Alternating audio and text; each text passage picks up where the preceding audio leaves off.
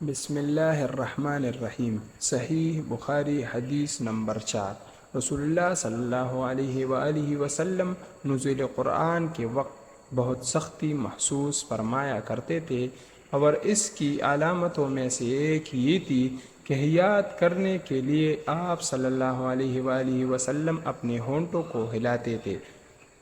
ابن عباس رضی اللہ تعالیٰ عنہ نے کہا، میں اپنے ہونٹ ہلاتا ہوں جس طرح آپ صلی اللہ علیہ وآلہ وسلم ہلاتے تھے۔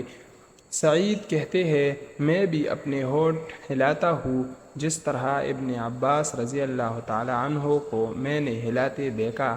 پھر انہوں نے اپنے ہونٹ ہلائے۔ ابن عباس رضی اللہ تعالیٰ عنہ نے کہا، پھر یہ آیت اتری کہ اے محمد، قرآن کو جلد جلد یاد کرنے کے لیے اپنی زبان نہ ہلاؤ، اس کا جمع کر دینا اور پڑھا دینا ہمارا ذمہ ہے۔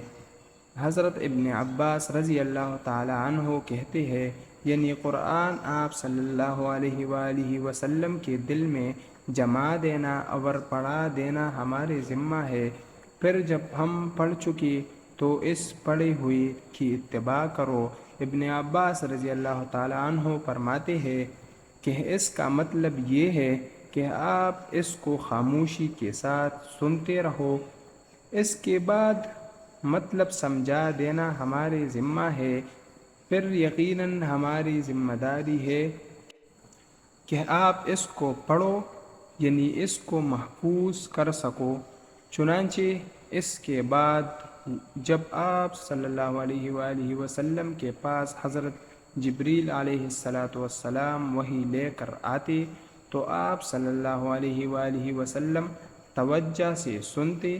جب وہ چلے جاتے تو رسول اللہ صلی اللہ علیہ وآلہ وسلم اس وحی کو اسی طرح پڑھتے جس طرح حضرت جبریل علیہ السلام نے اسے پڑھا تھا۔